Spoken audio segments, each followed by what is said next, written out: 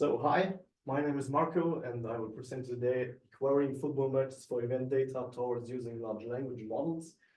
And in this term, we are using football, the soccer one, so just we have some complications here. And I will start with a little motivation here, because the first question we had before we started this paper was, why using large language models in football?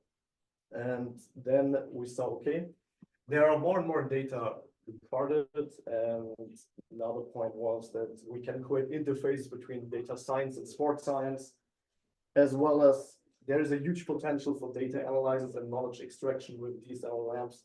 And also, these could be a potential game changer in football. And after all, we thought about, hey, why not using LLMs to improve data availability, for example, for the preparation and extraction of data sets, as well as their subsequent processing. Let's move on to my structure, but to be honest, I will skip this because there's not much to say. And I will dive directly in our research subject and the motivation. So like I said, football is undergoing a data-driven transformation. That means that the quantity and quality of data collected have increased rapidly in the last years. But the accessibility is a problem. And this is especially the case for high-quality event data. And this is a challenge, definitely. And these are only often inaccessible and only available for high fees from providers like, for example, Opta.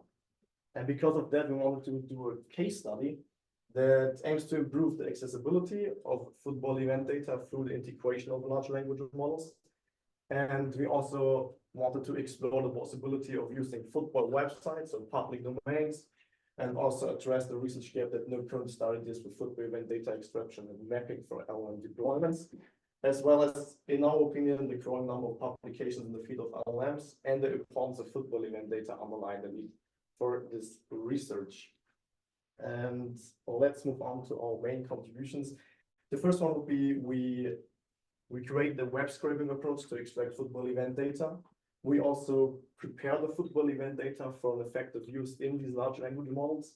And in general, we provide a framework for the use of event data in football in combination with large language models. And at the end, this is the first approach in this field. And we also want to highlight open issues, open points, and further directions. And this was our source data. So like I said, we scraped this from a football website, and this is called understat.com. And this was our game, to be honest. And we see they offer a lot of information, a lot of data. We have the lineups, we have the subs, we have the final result, and the XG values, as well as the locations of the shots. And we took the game between Wolfsburg and RB Leipzig. It's not the biggest game in Germany, but it was fine for our use case. And based on this, based on the data, we defined a pipeline for extracting, storing, and using the data from Understat. And I will go now into detail into this pipeline, and we separate the pipeline in two parts. The first part would be the extraction and processing part, as well as the storing part. And the second part would be the querying and using part. And first of all, we web scraped. To be honest, it was a classic web scrape with Python, and we got JSON data. And something I want to note here, that the data was scraped based on the URL, so we can use every game of Understat. Then after that, we created current sentences for every player with relevant information. So, for example, the goals, the shots. This was like Dani Olmo has 0 shots, has 0 goals, for example. This was for every player. After that, we used LangChain with the text splitter component. And this was responsible for breaking down large pieces into segments that can be processed by the LLM at the end. And we converted the generated chunks into vectors and redirected them to the Facebook AI similarity search. And the FIASS was used as a vector data store in this case. And now we are moving more forward to the querying part. And when a query was submitted, the retrieval QA chain retrieves the most relevant data from the vector store and bytes of bronze. And this is also called a retrieval augmented generation.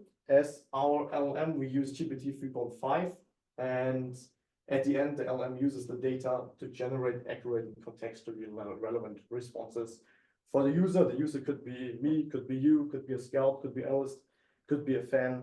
It is open for everyone. And this is a small example of our results. And we see that we have on the left side the difficulty level. So we classified this based on our assessment and regarding the processing and calculation time. And we have on the right side of the table the validation based on the understood match facts. And we also implemented like synonym checks with event and action. But I will now go into detail for our full results. And on the right side, we see the full result table with every difficulty and the true or false label. And we see that the difficulty easy was no problem. So 4 out of 4 were answered correct. The focus on the easy question was on basic information about the game. This was a bit different for difficulty hard. There are only 6 out of 10 questions were answered right. And we now go into detail with the problems, the misbehaviors of our model. And we see question 11 and question 12. There was only one question answered right. And we see that the question 11, when was the last action in the game? And the question 12, what was the last event in the game? Are quite similar, but there are problems. And we suspect this could be because the LLM not retrieving all values from the vectors or misinterpreting the results. And like I said, this is a check for synonyms. This was a problem. And move on to another misbehavior. This was the question 13 and 14. And we see that who played the shortest time and who played the shortest time in both teams was only correct answered with the addition in both teams. And this could be also incorrect vector retrieval, but we can also conclude that more specific questions are likely to lead to correct answers. Let's move on to the conclusion. So this was a first concept for data extraction and mapping of football event data. It was a proof of concept, to be honest. Then we also we used the transformed data and extracted data into current and visible information, so make it understandable for an LLM. Then we created the possibility of generating and using the accessible football event data. And this was a first indication of a successful incorporation of the data into a large language model.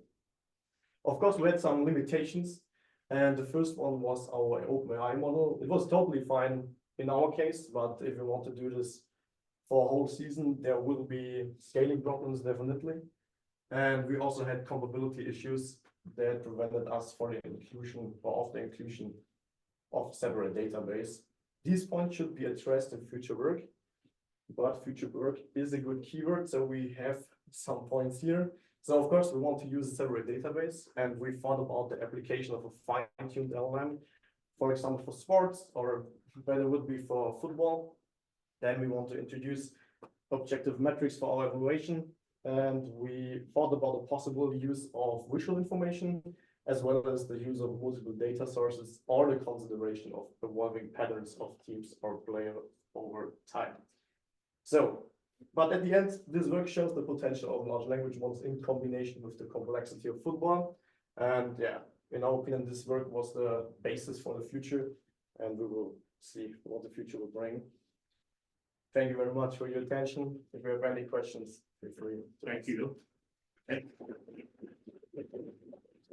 Anybody have any questions?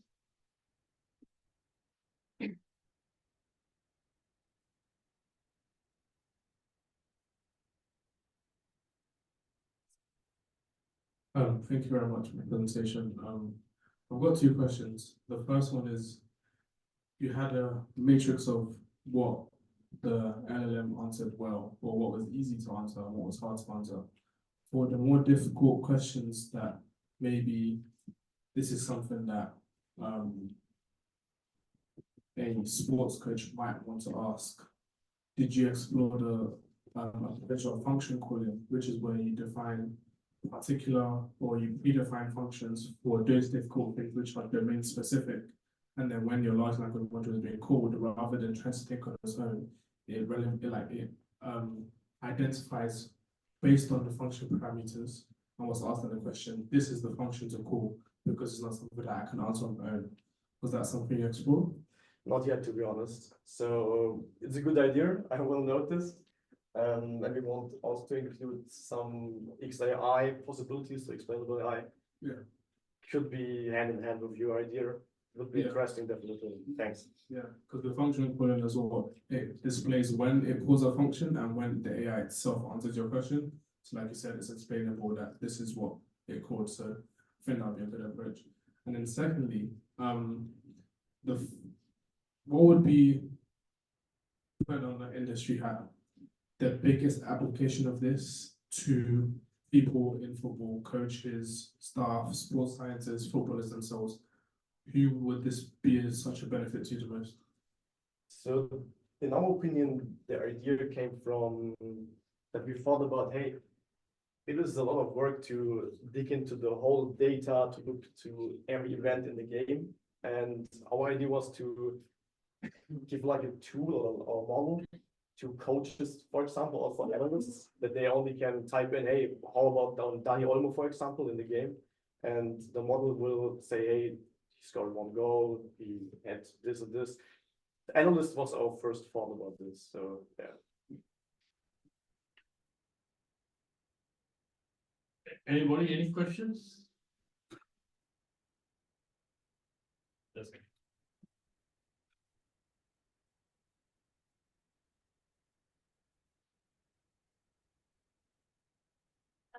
So, is there any pattern in the questions that are basically wrong, the false ones?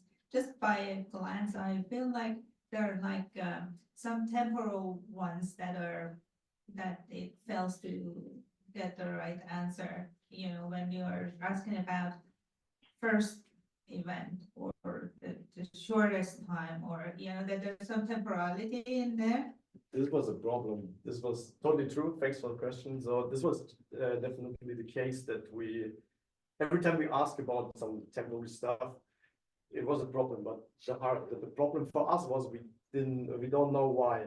And this is something we have to explain in the future, but it was a problem. That's true. Just yeah, a little bit more training with the temporal data. I think a good step for us would be to implement a fine-tuned LLM, for example, for sports, for football. This could be solve some problems like this. Right. Thanks. Thank you. Thank you.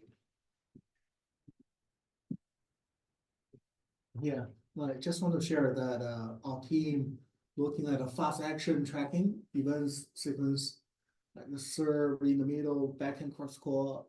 With the, I think the accuracy for LLM can only reach about 50%, which I think agree with what you experienced. Yeah, with the deep learning on the computer vision, of course, we can reach probably 92% that accuracy. So there's still quite a bit of way for GDP4 vision, maybe 5, 6 to catch up. So maybe there are some fundamental issue which the GDP transformers is lacking in terms of position reasoning and decision making. I think even in the future version. So there also isn't a theoretical proof. Hallucination will be always exist in whatever the AGI in the future. So they were quite interesting proof, mathematical proof paper recently. Yeah, so. Will be interesting what the future brings. Thanks. Anybody else, any questions? All right, no question. Thank you very much. With this, the session comes to an end and it's tea time.